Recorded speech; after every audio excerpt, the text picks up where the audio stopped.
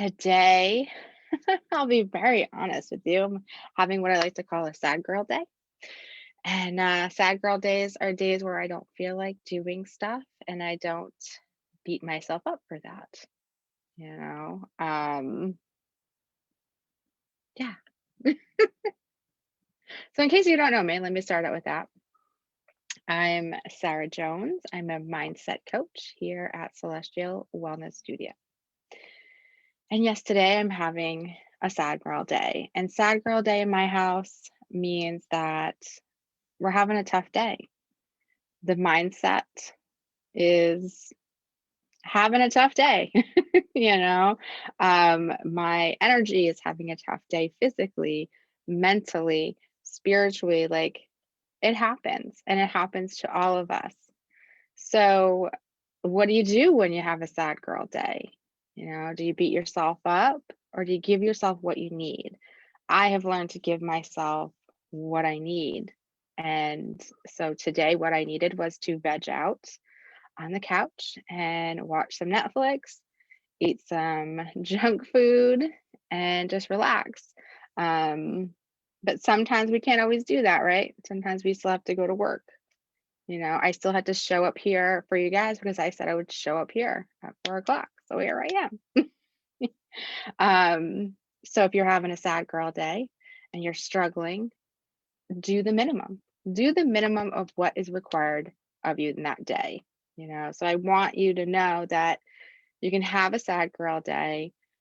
You can still kind of do what you need to do, but also listen to yourself or take a complete mental health day, whatever it is that you need, because tomorrow I know I'll be fine.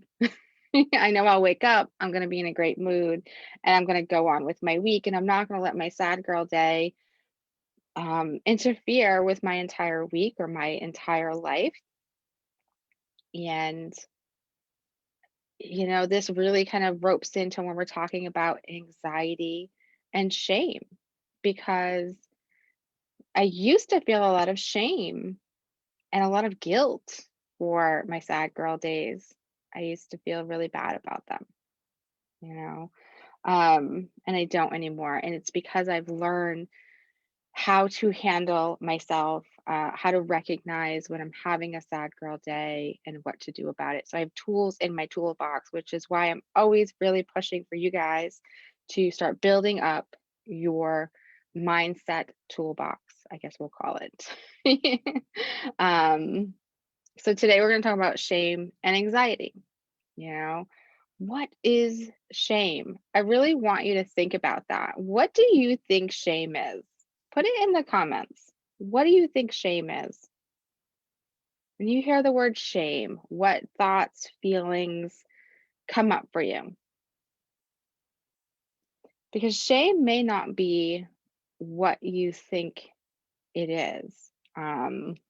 I just want to go to my notes because if you are, I don't know if you guys ever watch TED Talks or anything like that, but there is this amazing woman called Brene Brown, and she actually studies shame and vulnerability for a living. And then she talks about what she finds out. So she said some things about shame that I wanted to share here because I thought they were important.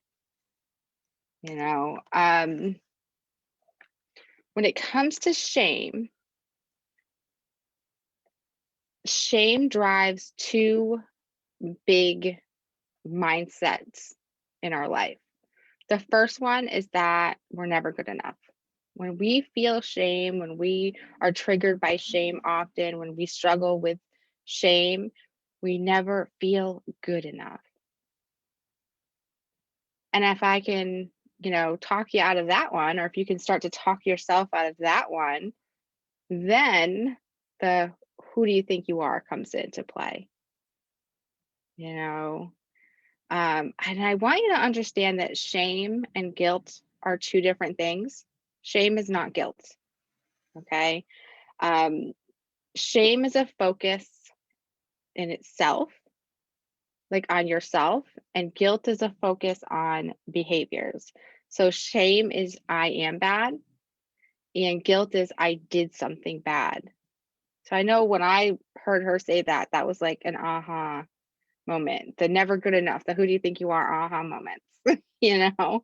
Um, and it's like if you did something that was hurtful to someone, are you willing to say, I'm sorry, I made a mistake? You know, but see that the difference when we talk about guilt and shame is guilt says, I'm sorry, I made a mistake. And shame says, I'm sorry, I am a mistake. Have you ever heard yourself saying that? I'm not good enough. I'm a mistake. So there's a huge difference between guilt and mistake. So write that down somewhere. Remember that. Keep that in your mind, in the back of your mind. Okay.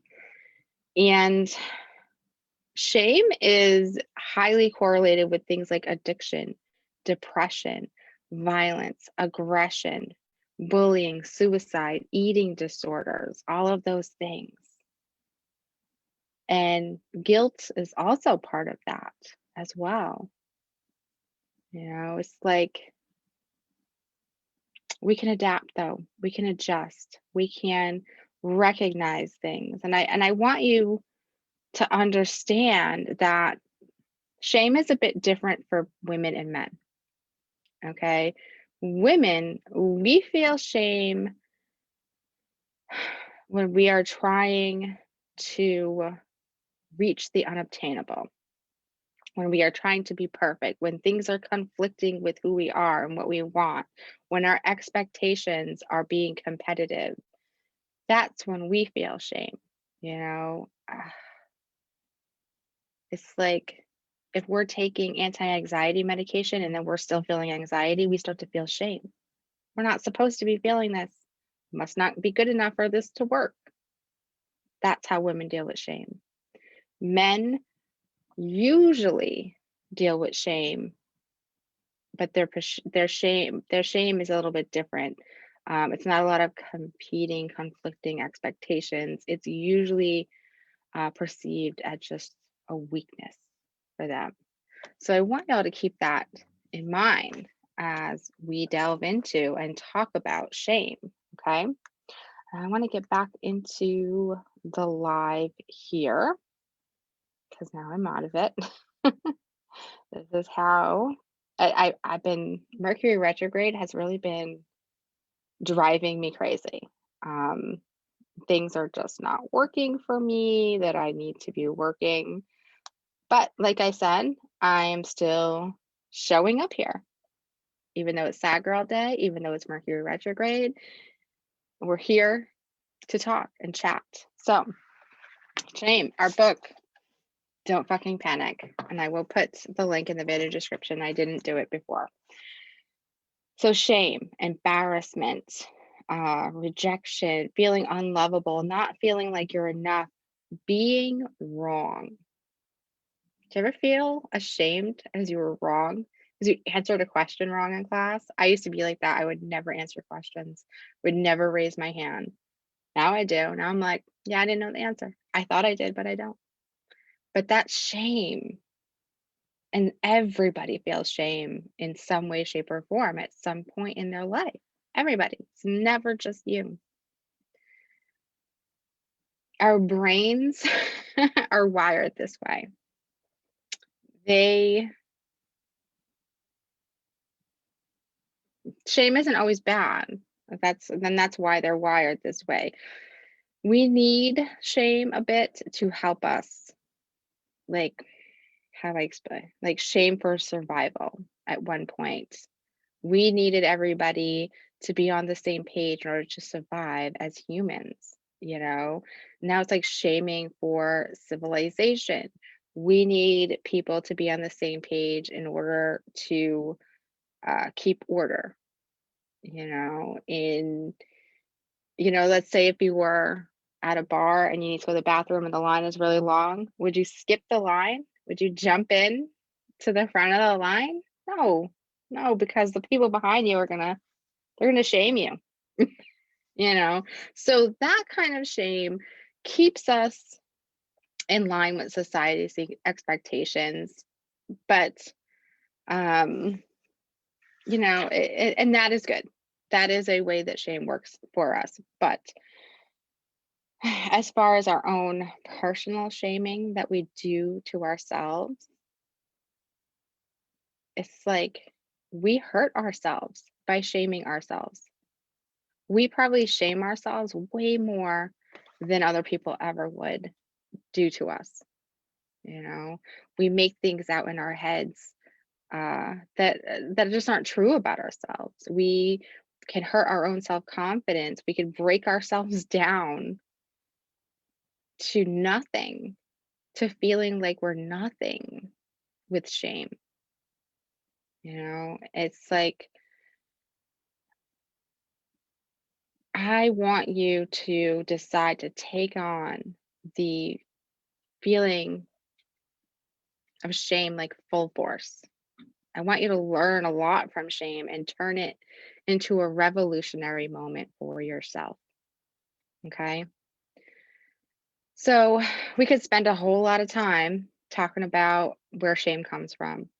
Most shame relates back to our childhood, our upbringing, our societal standards, and that's pretty obvious. So I'm going to leave it there. You have to do that work on your own to figure out where exactly your shame comes from in your life. Um, but you can't blame the world. You can't blame your childhood. You can't blame society for your shame if you continue to understand that where it came from, if you're not doing the work to fix it, you know. Um, and understand that sometimes it is good to feel it and learn from it. It's part of life, it's part of healing, part of becoming our best selves. The key is not to fall into like a shame spiral where you're hurting yourself. Okay. Shame does not propel us into motivation.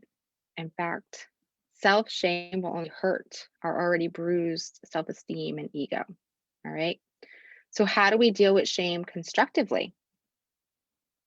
Any idea? Any ideas? How did you deal with shame constructively? Share with me in the comments if you already have some ideas as to how you would do that.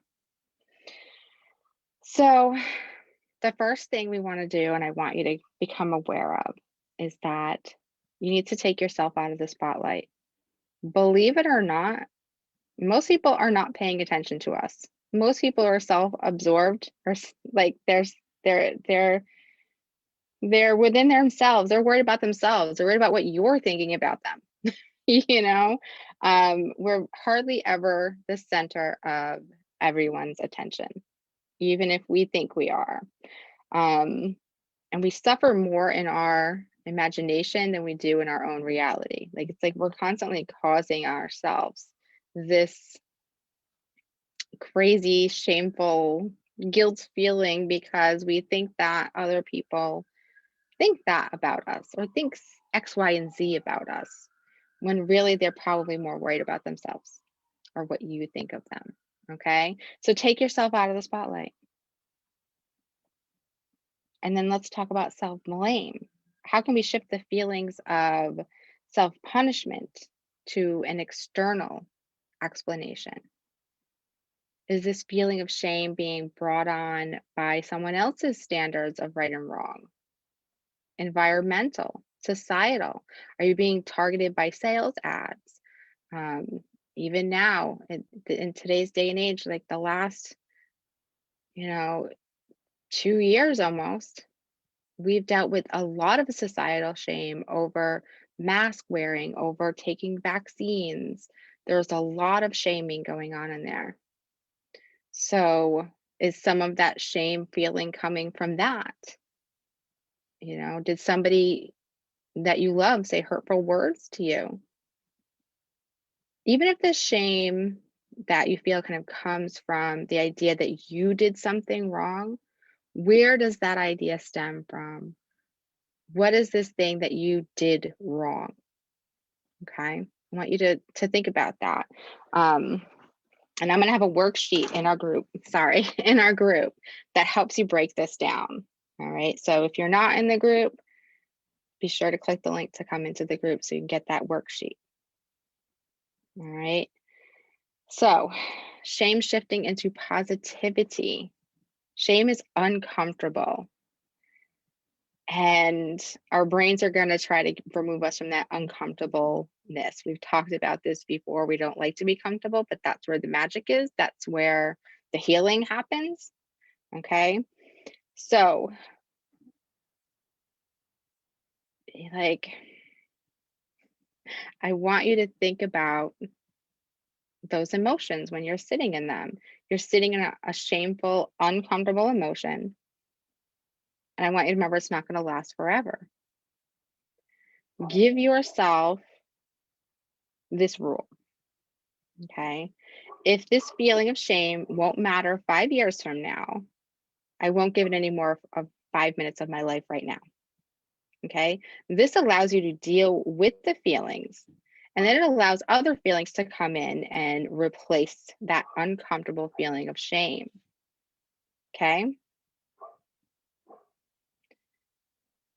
Show yourself kindness, show yourself grace. All right.